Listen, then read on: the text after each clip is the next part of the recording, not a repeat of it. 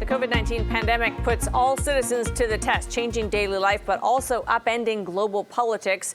Can nations come together to overcome the virus, as the G20 has pledged to do? Ian Bremmer is president and founder of both Eurasia Group and GZERO Media. Thanks for being with us. Good to be with you, Amanda. So, I mean, there are some kind of obvious risks in front of us. The risk of death, the risk of the pandemic taking hold on the health front. The economic risk we're still getting our hands around. I really want to come to this kind of risk of nations not pulling together in the way that we even saw in 2008. What do you think is happening in the world when it comes to kind of the cohesiveness of the response? This is the first time that we have a global crisis in what I call a G0 world. And so, the G7, the G20, I mean, these countries are not getting together to try to coordinate. And obviously, it makes the responses much less efficient, much less effective. It is a global pandemic, so it requires more coordination if you want to deal with it. That means that the number of people that die and the impact economically is going to be a lot greater than if we had coordination. It also makes it more likely that coming out of this, the world's going to look different, the global order, the way we think about China, the way allies think about the United States, the cohesiveness of international affairs and of our institutions that are supposed to be helping us get through this stuff. It's all a challenge. We have a daily briefing with our prime minister, and he was asked the question today about reports in the media so far that the U.S. is actually actively planning a military presence at our long, historically undefended border. And rather than the answer that one would hope, which is that's ridiculous, the prime minister said, well, we really hope they don't do that. We can't tell them what to do, but we hope it doesn't come to that. What does the world come to, Ian? And I'm talking about the conflict that's possible and already visible between major nations when two friendly states like this start talking that way.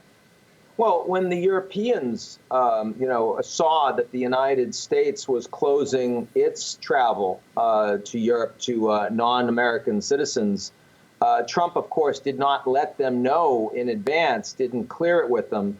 Instead, they found out on CNN, and the next morning, in the middle of this crisis, the biggest economic crisis since World War II, the European Union condemned the United States. I mean, so the transatlantic relationship is not working well in this environment. There's not a lot of trust.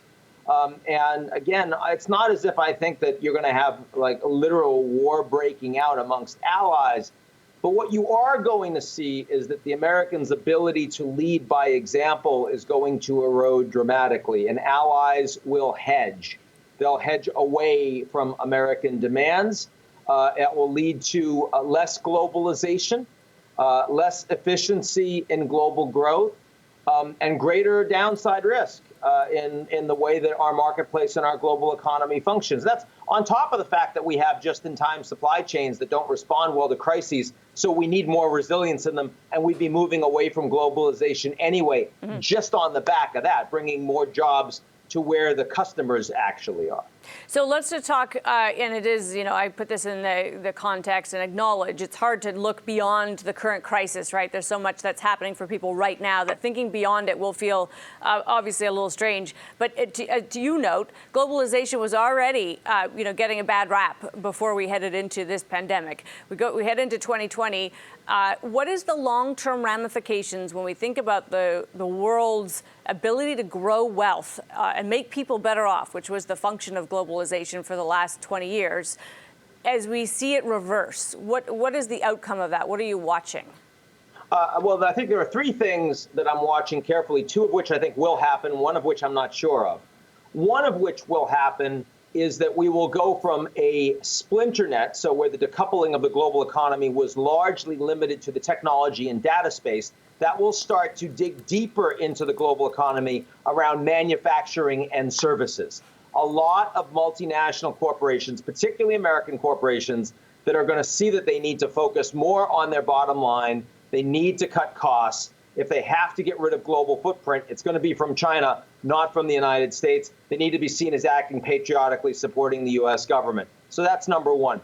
Number two, because the Chinese are responsible for the medical supply chain, and they are not only selling, but they're also providing humanitarian aid to the Europeans, Southern, Eastern Europeans, not just the government, but even companies like Huawei, and emerging markets, we're going to see many American allies and other countries around the world tilt more towards Beijing than they had before. That'll lead to more fragmentation of the geoeconomic order, and it'll also lead to the Chinese having more influence over economic and political outcomes in a lot of countries that heretofore they had not.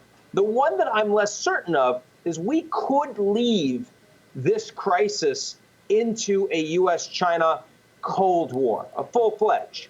Now, so far, Trump has been saying China flu, Wuhan flu, and part of that is nationalism.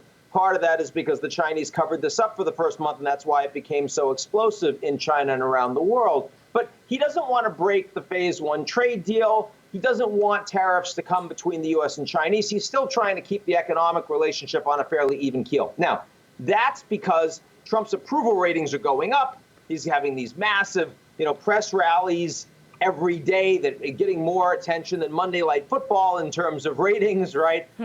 And he still feels fairly good. But in 2 months' time, when suddenly the death toll in the United States goes up, some healthcare systems get overwhelmed and people are blaming Trump, he could easily pivot towards, I'm going to blame the Chinese. We need to fight a war against the Chinese flu. And meanwhile, you're already seeing in China a lot of Chinese being more fearful of foreigners that might be dirty, might be infected.